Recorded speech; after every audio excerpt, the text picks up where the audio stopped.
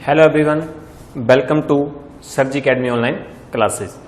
तो हम कर रहे थे रीजनिंग में हमने फर्स्ट लेक्चर में टॉपिक स्टार्ट किया था ब्लड रिलेशन। ब्लड रिलेशन में मैंने 2 या 3 टाइप के क्वेश्चन आप लोगों को बताए थे। फर्स्ट टाइप के क्वेश्चन हमने फर्स्ट लेक्चर में किए थे, आज सेकंड लेक्चर में हम आगे करेंगे। अब जैसे क्वेश्चन है ए और बी बहनें हैं, आर और एस भाई हैं,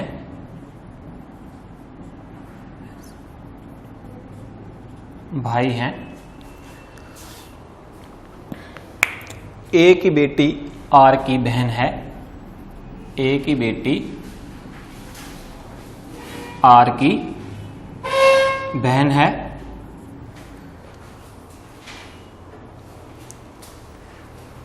तो बी का एस से क्या संबंध है। तो जो फर्स्ट टाइप के क्वेश्चन थे उन क्वेश्चन में क्या था कि हर एक सेंटेंस का दूसरे के साथ कनेक्ट था।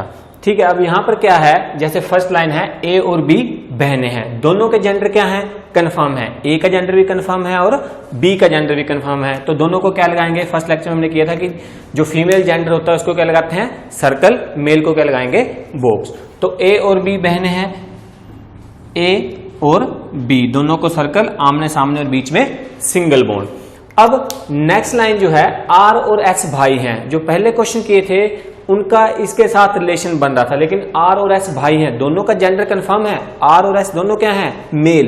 पर यहां मैं कहां लगाऊं आर और एस, अब अलग से तो लगा नहीं सकते, तो इस तरह की टाइप को, ये इसे हम सेकंड टाइप में रख लेते हैं। इसमें क्या करना है, इस लाइन को स्किप कर देना है, इस लाइन को क्या करना है, स्किप करना है। नेक्स्ट सेंटेंस पे चले जाएंगे, उसमें क्या बोला है कि ए की बेटी आर की बहन है, यानी कि ए की कोई बेटी होगी, वो कहां आएगी, ए के नीचे।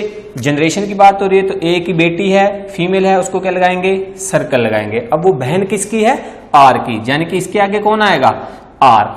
अब देखो यहां पर आर आ गया, तो जो हमने जो सेंटेंस स्किप किया था उस पे जाएंगे। आर और एस दोनों क्या हैं, भाई, तो आर और एस दोनों क्या हैं, भाई। तो इस तरह ए के 3 बच्चे हैं, आर, एस और एक का भी नाम हमें नाम उसका कंफर्म नहीं है। तो क्या क्वेश्चन पूछा है, बी का एस से क्या संबंध है। सेम, बी जो है वो एस का क्या लगता है या क्या लगती है, तो क्या लगेगी, एस कौन है, ए का बेटा, और बी कौन है, ए की बहन। तो जो मां की बहन होगी वो क्या लगेगी, मौसी। तो बी जो है वो एस की क्या लगेगी, मौसी। ठीक है, उल्टा अगर पूछा होता कि एस का बी से क्या संबंध है, तब वो उसका क्या लगता, भांजा। तो इस तरह से ये वाले क्वेश्चन करने हैं जिनमें हमें एक दूसरे के साथ लाइन जो कनेक्ट नहीं होगी तो उस लाइन को छोड़ देना है। ठीक है, सेम इस तरह नेक्स्ट क्वेश्चन करेंगे।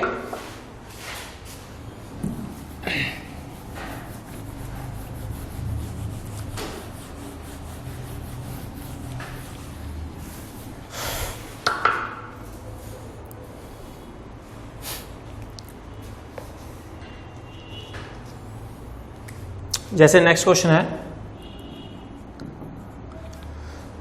बी डी की मां है और सी डी का भाई है, और सी डी का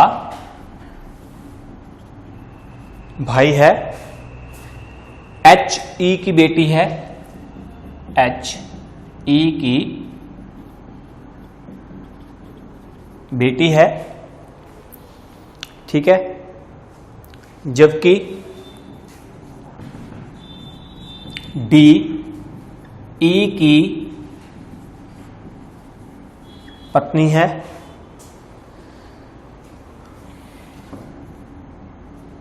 तब ई का सी से क्या संबंध है, ई का सी से क्या संबंध है। ठीक है, तो क्वेश्चन देखेंगे। पहले क्या बोला है, जो बी है वो डी की क्या है, मां। बी डी की मां है, तो बी का जेंडर कंफर्म हो गया, सर्कल लगाएंगे। डी की मां है, डी जनरेशन वाइज नीचे आएगा। अब अभी तक मुझे डी का जेंडर कंफर्म नहीं हुआ कि वो बी का बेटा है या बेटी, उसे ना सर्कल लगाएंगे ना बॉक्स लगाएंगे। नेक्स्ट और सी डी का भाई है। सी किसका भाई है? डी का, यानी कि डी के आगे कौन आएगा? सी आएगा, उसको क्या लगाएंगे? बॉक्स लगाएंगे। ये दोनों बच्चे डी और सी किसके हो गए? बी के। ठीक है जी, बी डी की मां है और सी डी का भाई है। नेक्स्ट लाइन में एच ई की बेटी है। अब एच ई की बेटी है, जहां मुझे कहीं नहीं पता चल रहा है कि मैं एच कहां लगाऊं और ई कहां लगाऊं, तो इस लाइन को क्या करेंगे? स्किप कर देंगे। नेक्स्ट लाइन हमारी क्या है? जबकि डी ई की पत्नी है। डी किसकी पत्नी है? ई की। अब यहां पर जेंडर कंफर्म हो गया, डी ई की पत्नी है, तो डी को क्या लगाएंगे? सर्कल। पत्नी ई की, ओबियस ये फीमेल है तो इसको क्या लगाएंगे? बॉक्स। उनके बीच क्या आएगा? Double bond. अब क्लियर है? जबकि जो है डी जो है वो ई की पत्नी है। अब जो पीछे लाइन छोड़ी थी, एच ई की बेटी है। एच किसकी बेटी है? ई, यानी ई के नीचे कौन आएगा? एच। उसका जेंडर भी कंफर्म है, उसको क्या लगाएंगे? सर्कल। यानी कि जो एच है वो अब ई और डी दोनों की बेटी है। तो क्या क्वेश्चन पूछा था कि ई का सी से क्या संबंध है? हाँ जी, ई का सी से क्या संबंध है? अब सी कौन है? डी का भाई, और डी कौन है? ई की पत्नी। ठीक है, तो ई का सी से क्या संबंध है? जो पत्नी का जो भाई है उसका ई से क्या संबंध है? तो ई इसका, ये इसके बहन का पति है तो क्या लगेगा? बहनोई। ठीक है, क्योंकि जो ई है वो डी का कौन है? पति, और सी डी का कौन है? भाई। ठीक है, तो जो बहन का पति होगा वो क्या होगा? बहनोई, ब्रदर इन लॉ। ठीक है, अगर उल्टा पूछा होता सी का ई से क्या संबंध है, सी का ई से क्या संबंध होगा, तब उसका क्या होता? साला, तब भी ब्रदर इन लॉ। ठीक है जी, तो एक ग्राफ बनाने से सारे क्वेश्चन निकल जाते हैं। अगर यहां पूछ लेते कि सी का एच से क्या संबंध है, तो सी एच का क्या लगता? मामा। कैसे? क्योंकि जो सी है वो डी का भाई है और एच जो है वो डी की बेटी है। ठीक है, तो इस तरह से ये वाले क्वेश्चन।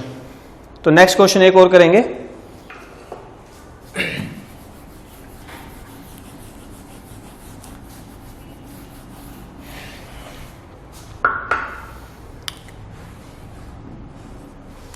नेक्स्ट, क्यू की मां, सेम इसी तरह क्यू की मां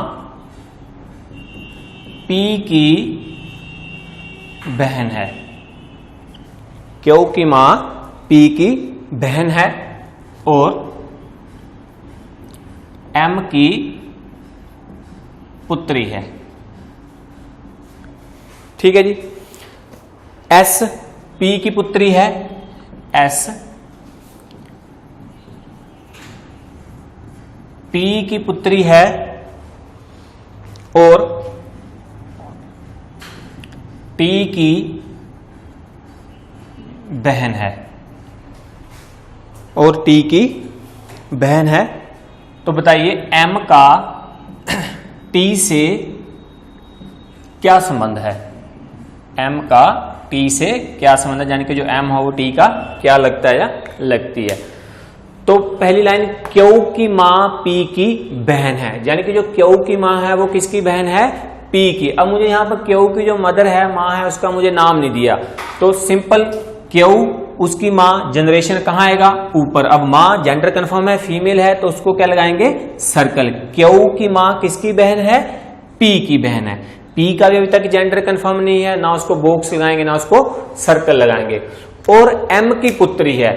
अब इस और शब्द का क्या मतलब है? जैसे बोला कि क्यू की मां पी की बहन है और एम की पुत्री है, यानी कि उसकी मां पुत्री किसकी है? एम की, तो उसकी मां की जनरेशन उसके ऊपर चला जाएगा एम। अब ये भी नहीं कंफर्म जो एम है वो उसकी मां का पिता है या माता है, तो इसको भी अभी तक कुछ नहीं लगाएंगे। ठीक है, यहां तक क्लियर है। क्यू की मां पी की बहन है और एम की पुत्री है। पुत्री तो है ही क्योंकि वो मां है, उसका जेंडर पहले फीमेल है। ठीक है, नेक्स्ट, एस पी की पुत्री है। अब एस किसकी पुत्री है? पी की। पी का भी अभी हमें जेंडर कंफर्म नहीं है, इसको भी ना बॉक्स लगाएंगे ना सर्कल लगाएंगे। एस पी की पुत्री है, तो एस भी कहां आएगा? पी के नीचे। पुत्री है, जेंडर कंफर्म, सर्कल लगाएंगे। और टी की बहन है, यानी एस पी की पुत्री है और बहन किसकी है? टी की, तो टी भी यहां आ गया। यानी कि एस और टी किसके बच्चे हैं? पी के। क्यू किसका बच्चा है? इसका जिसका नाम कंफर्म नहीं है, जो पी की बहन है। तो क्वेश्चन क्या पूछा है कि एम का टी से क्या संबंध है? हाँ जी, अब यहां पर एक चीज, ये दोनों किसके बच्चे हैं? एम के। ये दोनों किसके बच्चे हैं? P के।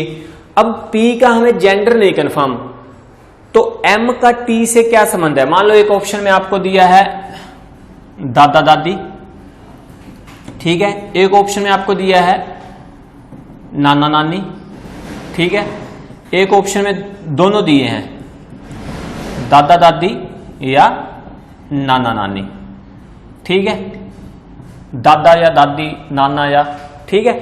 अब M यहां से M का T से क्या संबंध है? M जो है उसका भी जेंडर कंफर्म नहीं है। अगर तो P का जेंडर होता, मान लो बॉक्स, फॉर एग्जांपल मैंने यहां लगा दिया बॉक्स, तो ये M का क्या बन गया? बेटा। तो ये इसकी मां होगी या पिता होगा, ओब्लिक आएगा इसमें, दादा या दादी, नाना या नानी, ठीक है। अब अगर ये तो होता बॉक्स, अगर P क्या होता? मेल पर्सन होता, तो इसका आंसर आता M का T से क्या संबंध होता? दादा या दादी, क्योंकि जो पिता के माता पिता होते हैं वो हमारे क्या लगते हैं? दादा या दादी। P का जेंडर कंफर्म नहीं था। अगर मान लो यहां होता सर्कल, यहां क्या होता? सर्कल, तो जो माँ के माता पिता हैं वो हमारे क्या लगते हैं? नाना या नानी, तब हम सेकंड ऑप्शन को टिक करते, ठीक है। अब यहां पर ना बॉक्स था ना था सर्कल, तो ऑप्शन अगर आपके पास है दादा या दादी ओब्लिक नाना या नानी, तो इस ऑप्शन को टिक करेंगे, इन दोनों को नहीं करेंगे, ठीक है। अगर इनमें से कुछ भी नहीं है, मान लो ये तीनों ऑप्शन आपको नहीं दिए, सिंपल लिखा है ग्रैंडफादर, ठीक है, ग्रैंडफादर या ग्रैंडमदर, तब इस ऑप्शन को टिक करेंगे ग्रैंडफादर, क्योंकि दादा दादी नाना नानी वो किस में आ जाते हैं? ग्रैंडफादर या ग्रैंड मदर में। तो सिंपल, अब देखो यहां पर इसका जेंडर कंफर्म नहीं था, आंसर तो तब भी निकलेगा उसका अगर जेंडर के अकॉर्डिंग P अगर मेल होता तो उसका दादा या दादी होते। अब यहां भी दादा या दादी, क्यों? क्योंकि इसका जेंडर कंफर्म नहीं था। M का भी हमें जेंडर कंफर्म नहीं था। अगर M का जेंडर बॉक्स होता तो सिंपल आंसर दादा आता, अगर M का जेंडर सर्कल होता तो सिंपल आंसर क्या आता?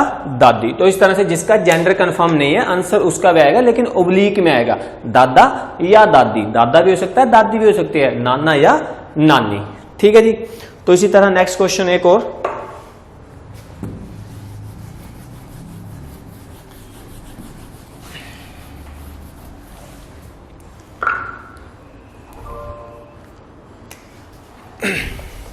हाँ जी, जैसे M N का भाई है, M जो है वो N का भाई है, S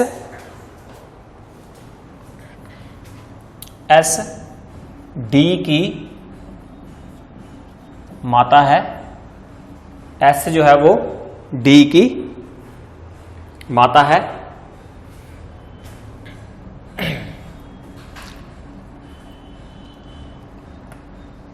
S M की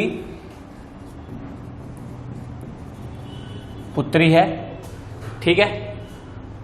तो D का M से क्या संबंध है? D का M से क्या संबंध है, ठीक है। तो सेम पहली लाइन से स्टार्ट करेंगे। M N का भाई है, M भाई है तो M का जेंडर कंफर्म हो गया मेल, भाई किसका है? N का, M जो है वो N का भाई है। S D की माता है। अब यहां कहीं नहीं मिल रहा कि S को कहां लगाया जाए और D को कहां लगाया जाए, तो इस लाइन को क्या करेंगे? स्किप करेंगे, नेक्स्ट लाइन पे चले जाएंगे। वहां क्या बोला है? S M की पुत्री है। S किसकी पुत्री है? M की, यानी कि M के नीचे कौन आएगा? S, और पुत्री है तो उसको क्या लगाएंगे? सर्कल लगाएंगे। नेक्स्ट, अब S मिल गया ना हमें, S यहां पर कनेक्ट हो गया, तो जो पीछे लाइन स्किप की थी जिसमें S और D था वहां चले जाएंगे। S D की माता है, माता पहले फीमेल है, माता किसकी है? D की, तो नीचे कौन आ गया? D आ गया। D का जेंडर कंफर्म नहीं है। अब क्वेश्चन है कि D का M से क्या संबंध है? D का M से क्या संबंध है? ऑप्शन, एक ऑप्शन आपके पास नाना, ठीक है, दूसरा ऑप्शन है ग्रैंडसन, ठीक है, थर्ड ऑप्शन है ग्रैंडसन ओब्लिक ग्रैंड डॉटर, ठीक है जी, और फोर्थ ऑप्शन है इनमें से कोई नहीं, इनमें से कोई नहीं। अब हमने ये बताना, मैंने उस दिन भी बोला था फर्स्ट लेक्चर में, कि जिसका नाम पहले उसका रिलेशन बताएंगे। पूछा है कि डी का एम से, यानी डी जो है वो एम का क्या लगता है। अब डी का हमें जेंडर कंफर्म नहीं है। अब एम कौन है, एस का पिता, और एस कौन है, डी की माँ, यानी कि जो इसके माँ के पिता होंगे वो क्या लगेंगे, इसके नाना लगेंगे। तो ऑप्शन में देखो एक नाना भी है, और डी इसका क्या लगेगा। अब डी का हमें जेंडर कंफर्म नहीं है, तो डी क्या लगेगा, ग्रैंड सन या ग्रैंड डॉटर।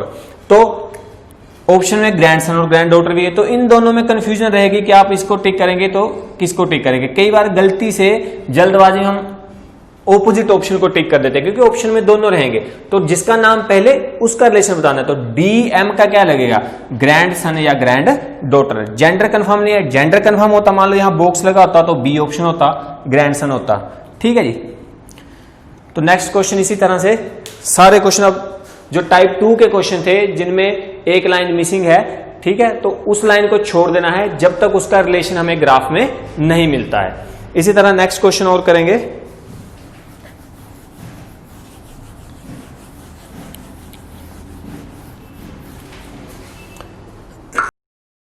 नेक्स्ट इसी तरह आर क्यू की पुत्री है, ठीक है जी। एम बी की बहन है, जो क्यू का पुत्र है, जो क्यू का पुत्र है। तो एम का आर से क्या संबंध है, एम का आर से क्या संबंध है। ठीक है जी। तो पहली लाइन आर क्यू की पुत्री है। आर किसकी पुत्री है, क्यू की। तो क्यू कहां आएगा, ऊपर, आर कहां आएगा, नीचे। आर को क्या लगाएंगे, सर्कल लगाएंगे। आर क्यू की पुत्री है। नेक्स्ट एम बी की बहन है, जो क्यू का पुत्र है। हाँ जी, एम बी की बहन है, जो क्यू का पुत्र है। एम किसकी बहन है, बी की, जो क्यू का पुत्र है। जो शब्द किसके लिए यूज हुआ यहां, बी के लिए, यानी बी किसका पुत्र है, क्यू का।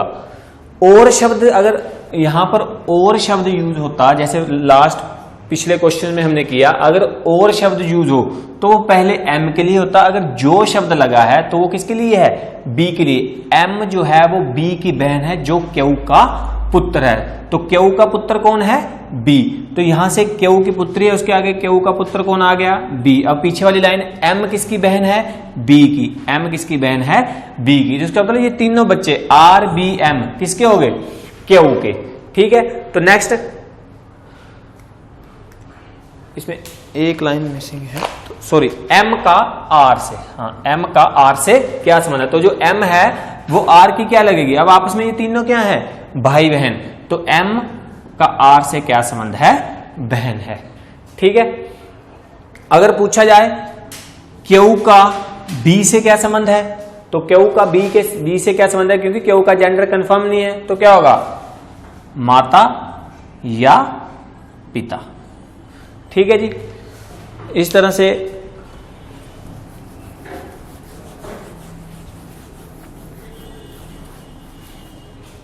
नेक्स्ट क्वेश्चन, के डी की पत्नी है, के डी की पत्नी है, बी सी की पत्नी है, बी सी की पत्नी है, डी बी का पुत्र है, डी बी का पुत्र है। तो ए के का बेटा है, ए के का बेटा है। तो सी का ए से क्या संबंध है, सी का ए से क्या संबंध है। सेम पहली लाइन से स्टार्ट करेंगे। के डी की पत्नी है, के किसकी पत्नी है, डी की। तो के का जेंडर फीमेल, डी का मेल, दोनों आमने सामने और बीच में क्या लगाया, डबल बॉन्ड। के डी की पत्नी है। नेक्स्ट बी सी की पत्नी है। अब बी और सी यहां कहां लगाएं, यहां अभी तक कंफर्म नहीं है, तो इस लाइन को क्या करेंगे, स्किप कर देंगे। नेक्स्ट लाइन पे चले जाएंगे, डी बी का पुत्र है। अब डी किसका पुत्र है, बी का, तो बी के नीचे क्या है, सॉरी डी के नीचे क्या आएगा, बी, उसको क्या लगाएंगे, बॉक्स। डी सॉरी हाँ डी बी का पुत्र है, डी बी का पुत्र है। अब बी का रिलेशन मिल गया, तो पीछे बी सी की पत्नी है, बी का जेंडर कंफर्म हो गया। सर्कल बी किसकी पत्नी है, सी की, ठीक है जी। नेक्स्ट ए के का बेटा है, ए किसका बेटा है, के का। अगर ए के का बेटा है तो डी का भी क्या है, बेटा। तो नेक्स्ट क्वेश्चन क्या है, सी का ए से क्या संबंध है, जो सी है उसका ए से क्या संबंध है। तब यहां देखिए ये दोनों किसके माता पिता हैं, ए के, ये दोनों किसके माता पिता हैं, डी के। तो पूछा है सी का ए से क्या संबंध है। एक ऑप्शन में आपको है पोता यानी कि ग्रैंडसन, एक ऑप्शन में आपको है दादी, एक ऑप्शन में आपको है पिता और एक ऑप्शन आपको दादा। हाँ जी, अब देखिए ए का सी से संबंध, तो पहले ए का डी से क्या संबंध है, ए डी का क्या है, पुत्र, यानी डी ए का क्या हो गया, पिता, और डी का पिता कौन है, सी, तो जो पिता का पिता है वो क्या होगा, दादा। तो सी का ए से क्या संबंध है, दादा। अगर पूछते ए का सी से क्या संबंध है, उल्टा, तो अब क्या होता, पोता, ग्रैंडसन। तो इस तरह से ग्राफ एक बनेगा, एक ग्राफ से आप सारे क्वेश्चन निकाल सकते हैं, बेशक क्वेश्चन एक पूछा हो। अगर मान लो यहां से आपको पूछा जाए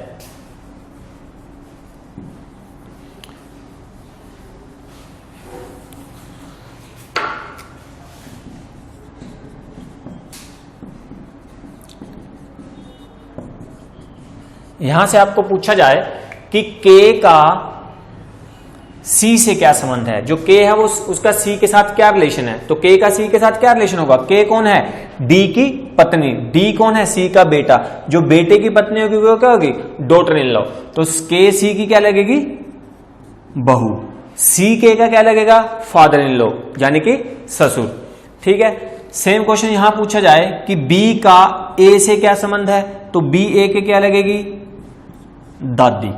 तो इस तरह से फिर सेकंड लेक्चर में जितने भी क्वेश्चन है इस तरह से करना है जिसमें कोई भी लाइन, एक लाइन का दूसरे के साथ रिलेशन नहीं होगा, तो उस लाइन को क्या करेंगे, स्किप करेंगे।